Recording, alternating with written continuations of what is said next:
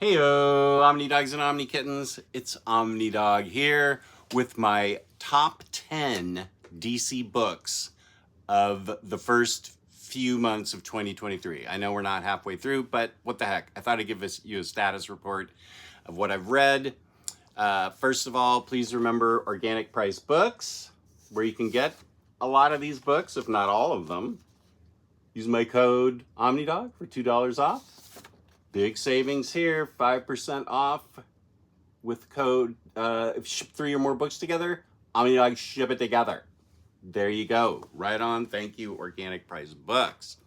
So when we think of superhero comics, Marvel and DC generally,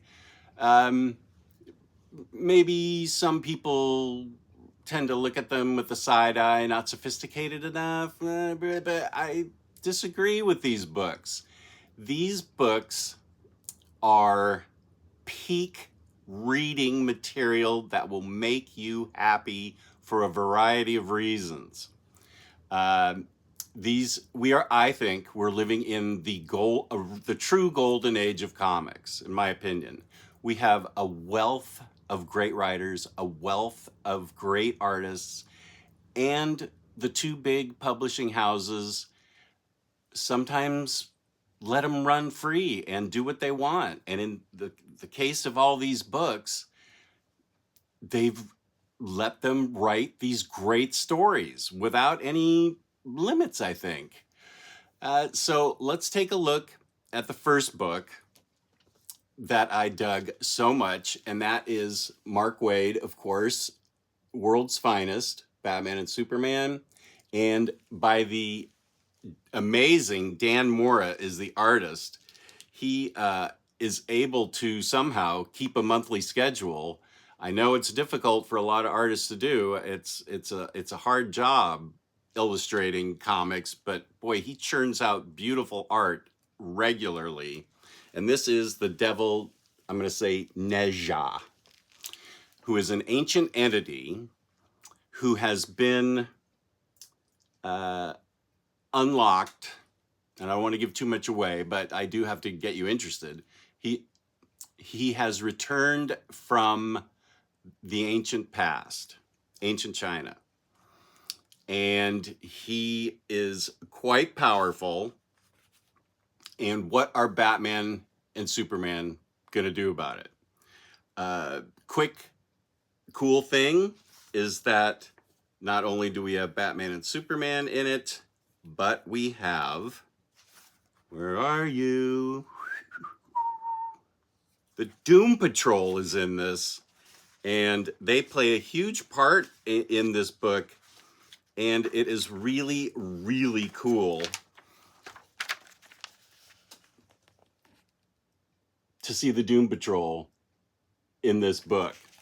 And Supergirl is also in it. Let me show you a little bit more of the art. This is a great page. Pages. In the first story, before we get to the devil Neja, it leads into the devil Neja. Superman is injected. Well, okay, I don't want to give too much away. Superman is affected in a way that makes him a threat. And one of the things that is the focus of this book is the relationship between Superman and Batman. And in the first issue, Detective 1050, the words they exchange at the end of it are words to the effect, "I'll always have your back." And Superman is affected to the point where he's got Batman's life in his hands, and the way Batman breaks the spell is to say,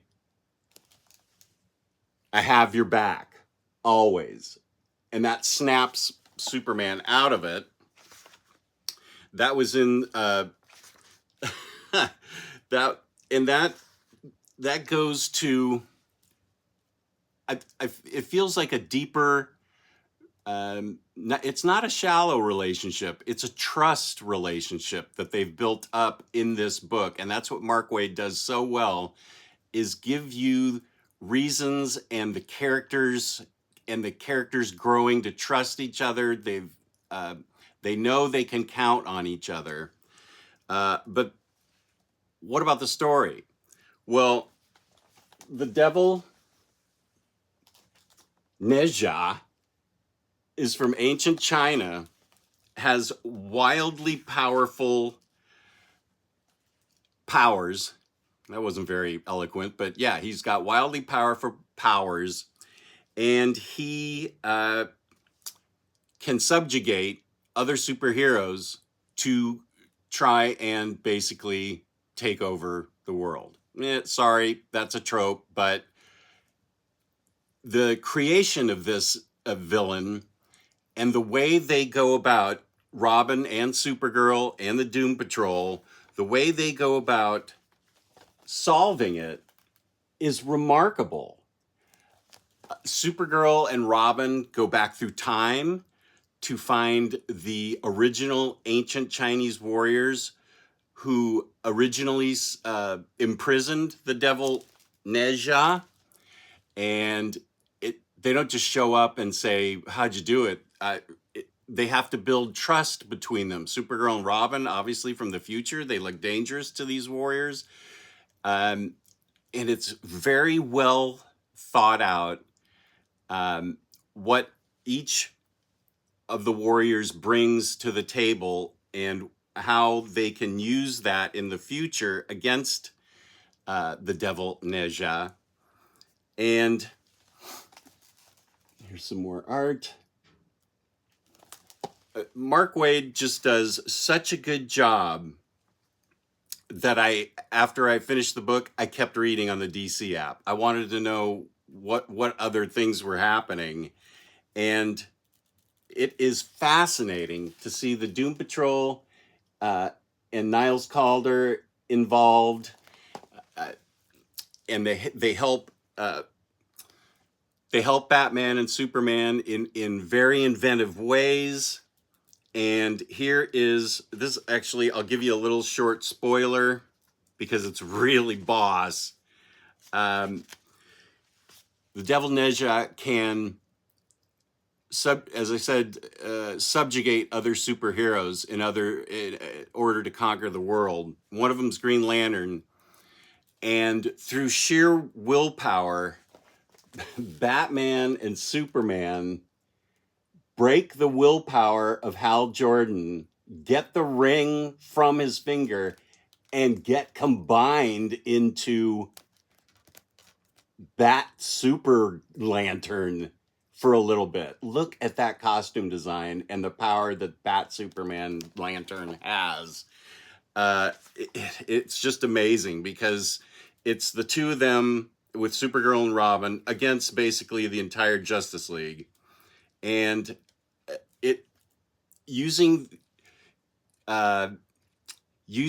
the ancient Chinese warriors' techniques and secrets, and then the trust built between Superman and Batman helps them, the way they know each other's minds, helps them figure things out. Okay, this will be the last picture I show because I don't want to spoil it. But this book is easy to step into, new reader friendly, not a problem with this book. You could step right into it. I can almost guarantee you're going to enjoy it. I will not give you your money back if you don't enjoy it. A+, 5 out of 5, 10 out of 10, 2 thumbs up, world's finest. So far, one of my books of the year. Then we come to, now there's a wealth of Batman titles out there, as you know. So what one did I pick for this video? I picked Chip Zdarsky's Batman Failsafe. Standard size hardcovers. We need to come to terms with that. this is DC's preferred method of putting out hardcovers. Okay, I'm fine. I'm just happy to get good content and great content. Standard hardcover, that's fine. I'm okay with it. Honest. So, you guys out there, peace and love. Take a deep breath. Standard's okay. So, and great art by Jorge Jimenez. Let's see if I can get some good art here to show you. Yeah. Now, Chip Zdarsky, this is another book that I thought was remarkable enough that I followed another bunch of issues afterwards on the DC app. But it does require a little bit of foreknowledge of a couple of things. Let's see, I have them written down. And I'm going to include in the description here Wikipedia pages so you don't have to go back and read it all yourself. You can do a quick wiki and you will figure out what's going on.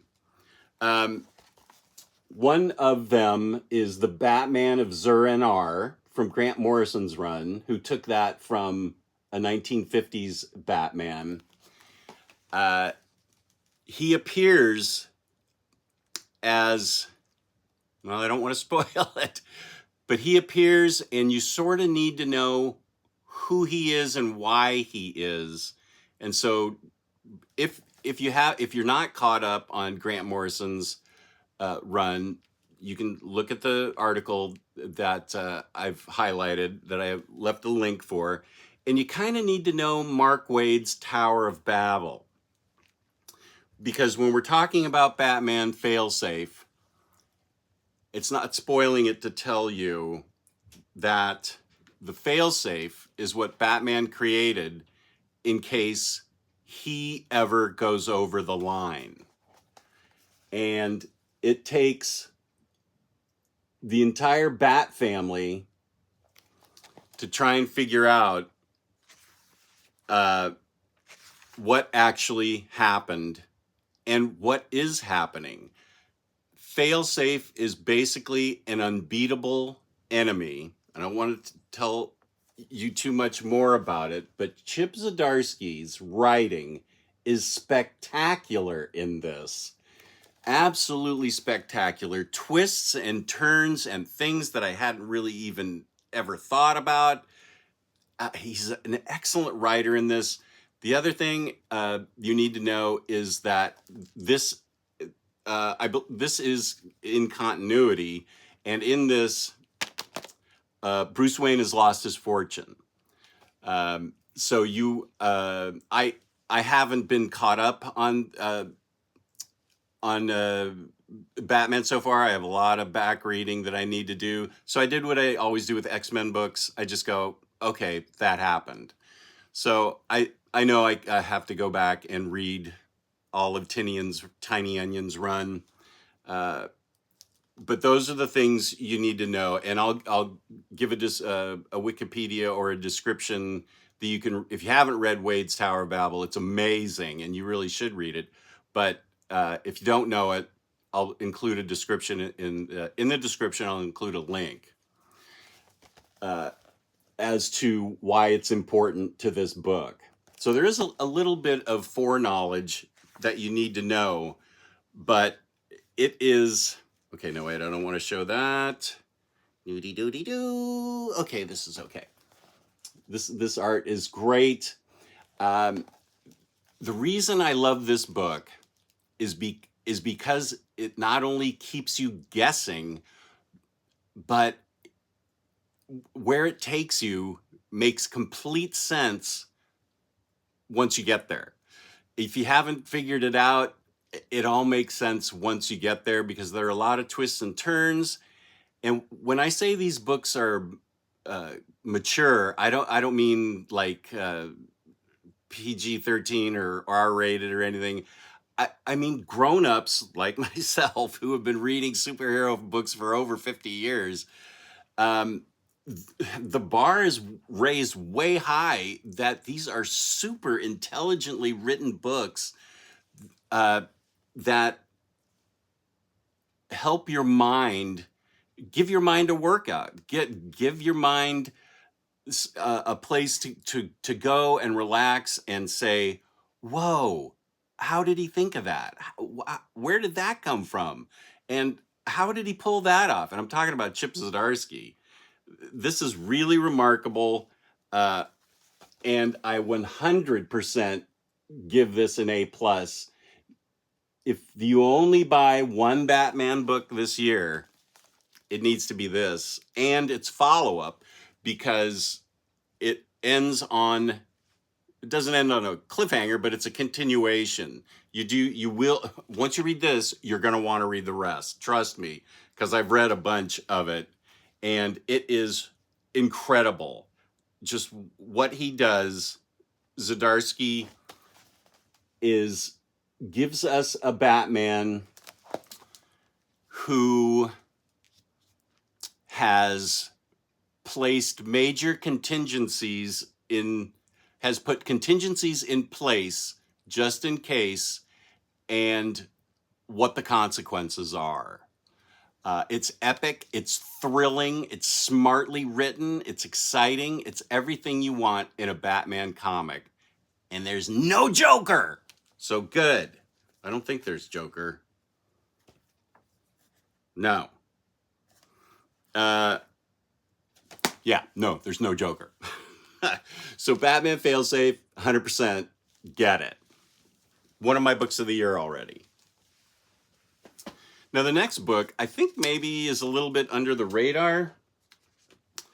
I hadn't really tuned into it. I just saw it in a random, maybe someplace where I was ordering books, and I saw, oh, it was written by Mark Russell with art by Steve Lieber, who is a great artist, and it's called One Star Squadron, Superman level service at bizarro prices. The idea here is that there's an app, and for D and E level heroes, there's an app to get their services. They're heroes for hire, sort of. They are, well, one of them's Power Girl. She's definitely not a D or E. Red Tornado leads the gang, but the other heroes that are on this app, one of them's called Minuteman. We have, well, wait, I don't want to spoil that one. There's also GI Robot. There's Folded in Paper Man. I don't know. Plastic Man's there. We've got a bunch of, wait, there's a good picture of the Folded in Paper guy. Well, here's GI Robot with Power Girl in the office. They have an office. There's a sales team made of heroes, and you push the app. It is a, oh, here they are. Here's a picture of all the heroes. And it is, of course, Mark Russell. So it's very much a satire on capitalism, the digital age, the creation of apps, the usage of workers as disposable parts, companies that are not in it for enriching humanity, but enriching themselves. So it's very much a satire on capitalism. Very subtle, but it makes its points because it's Mark Russell, and he does a fantastic job. There's a lot of heart and soul in this book. It's very philosophical because it's Mark Russell satire, and Red Tornado has to go into the board and explain why sales are down and the app's not performing like it should, and he's supposed to downsize. And here's the folded up paper guy. I think that Mark Russell must have just invented him. I've never even heard of this guy. But it's deeply philosophical when Red Tornado is sitting there contemplating his soul and what it feels like to not have a soul, that you've sold your soul in the capitalist market.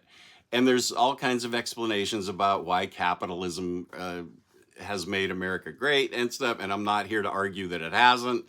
Uh, it's more about the disposable worker, but it is so sharply written, and it makes its points with very subtle humor, very subtle satire, and it is. I think it's highly readable. You know, like his Flintstones and all his other books.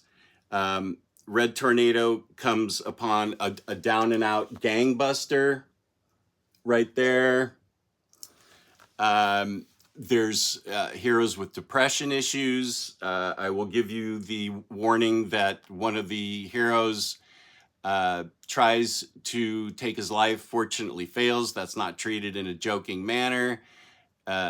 It's taken quite seriously, but it deals with the heroes as people and what it means to be a hero and what they've given up to be part of this app. Are they in it to be making money, or what does it mean to be a hero? What has led them there, and where do they go from there? Uh, it it is just really, really remarkable and sharply written, and it's everything that you want in a comic. Oh, Folded Man, that's the guy's name. Heckler, G.I. Robot, Folding Man, and of course Power Girl. And Power Girl's trying to organize an office coup and rediscovers a bit of herself in the preceding events. It's funny, very, very sharp satire. It makes its point, and it is beautifully written with a lot of emotion and deep. The characters all are troubled at some point, and they have to look deep within themselves to figure out how they got where they are. So there's deep character development in this, which is something I really like. And it is brilliant. I hadn't even heard of this book, so I hope you guys can take the time to read it however you can. This is going to be a treasured book in my possession. I will always have this book. I will reread it. A plus, book of the year. I'm telling you, DC knows what it's doing when they turn Mark Russell loose. 1-star Squadron, fabulous book. You got to read it. Let's see. Then we go to the last 3 books. Now these are all, that one's a trade paperback. Okay. Then we go to oversized books, black label books, and every one of them's a banger. It slaps. No, it doesn't get jiggy with it. That's something different. Whatever. These things are amazing. I didn't even know Cliff Chang was a writer. He's a great artist, but DC was smart enough that they gave him the reins to do whatever he wanted in Catwoman, Lonely City. And let me show you some of the art first, because of course his art is fantastic. And this is set in possibly the future, possibly an alternative timeline, but I could see this. I think when you're reading these books, don't worry about canon or continuity, just concentrate on the story. Joker is in this book briefly for Fool's Night, where basically he burns down Gotham, and Selina, Catwoman, takes the hit for the death of Batman. Spoiler, death of Batman in this. And this is about what Gotham is like when she gets out of prison 8 years later. She got a reduced sentence. Harvey Dent is now mayor with a fascist uh, fascist armed guards patrolling the city. And Chang's art is just gorgeous, portraying the aged, now in her 50s Catwoman, and deals with not only the fact that she just spent the last few years in jail, what's on her conscience, and the last thing that Batman said to her before he died, and that was Orpheus. So the book is her putting together a gang to try to find out what Orpheus was. So here we have Harvey Dent as mayor, and Killer Croc is the first part of... Where's Killer Croc here? He wouldn't be there because he's here. That's the first recruit that Selina gets. And we see Barbara Gordon in it. She has had something happen to her too. She's been affected by it. We also get... This is what it's like. This is the end here for Batman, but let me show you what some of these... Well, this is Fool's Night, and how the Joker ends up burning down everything, including himself. And I don't want to go too far, but I do want to show you what it looks like with the gun-toting armed guards that patrol the city constantly to keep and reinforce the peace that Harvey Dent has promised as mayor. There it is. Yeah, so these guys are going around and keeping a lid on everything. There are so many twists and turns in this. Selina also gets help from an old ally. She does not get help from an other old ally, and she holds a grudge on him. And she's dealing with her age. She's older. She can't quite move as fast as she used to. But she has a purpose. She wants to find out what Orpheus is, and it has to deal with her insecurities. She's aged, what life is like in Gotham as she's come out of prison, how different it is, and whether or not she's going to adapt to it, or what she's going to... At what lengths will she go to find out what Batman's last words meant. And of course, Batman's identity is completely well known. At this point, Wayne Manor's locked down. Nobody can get in and out. And it's remarkably brilliant. I would like to say that she recruits the Riddler, and the Riddler has a young daughter that Catwoman mentors, Killer Croc, a couple other characters. It shows her life in prison and what that was like. This is just a really, really sharply written book. Selina is confronting the aging process. She feels like she has a final mission to complete.